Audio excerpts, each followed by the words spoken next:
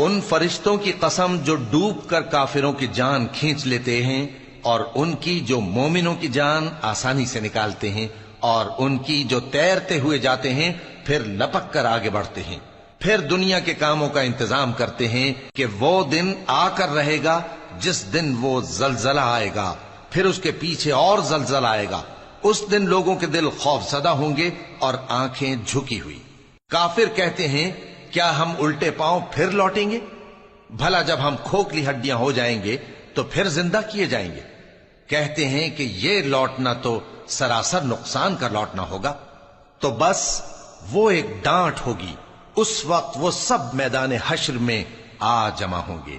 بھلا تم کو موسیٰ کی حکایت پہنچی ہے جب ان کے پروردگار نے ان کو پاک میدان یعنی طویٰ میں پکارا اور حکم دیا کہ فرعون کے پاس جاؤ کہ وہ سرکش ہو رہا ہے، پھر اس سے کہو کہ کیا تو چاہتا ہے کہ پاک ہو جائے اور میں تجھے تیرے پروردگار کا رستہ بتاؤں تاکہ تجھ کو خوف پیدا ہو؟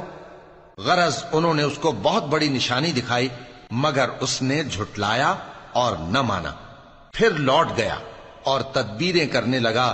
سو اس نے لوگوں کو اکٹھا کیا، پھر بلند آواز سے بولا، سو کہنے لگا کہ تمہارا سب سے بڑا مالک میں ہوں۔ تو اللہ نے اس کو دنیا اور آخرت دونوں کے عذاب میں پکڑ لیا۔ جو شخص اللہ سے ڈر رکھتا ہے اس کے لیے اس قصے میں عبرت ہے۔ بھلا تمہارا بنانا مشکل ہے یا آسمان کا؟ اللہ نے اس کو بنایا، اس کی چھت کو اونچا کیا، پھر اسے برابر کر دیا، اور اسی نے رات تاریک بنائی اور دن کو دھوپ نکالی، اور اس کے بعد زمین کو پھیلا دیا۔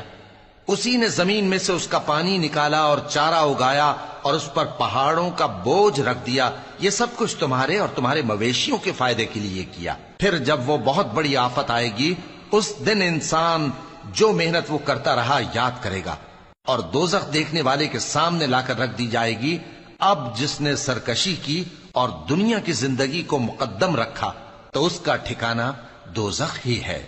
اور جو اپنے پروردگار کے سامنے کھڑے ہونے سے ڈرتا اور نفس کو بیجا خواہشوں سے روکتا رہا تو اس کا ٹھکانہ بہشت ہی ہے۔ اے پیغمبر صلی اللہ علیہ وآلہ وسلم، لوگ تم سے قیامت کے بارے میں پوچھتے ہیں کہ اس کی آمد کب ہے، سو تم اس کے ذکر کی طرف سے کس فکر میں ہو؟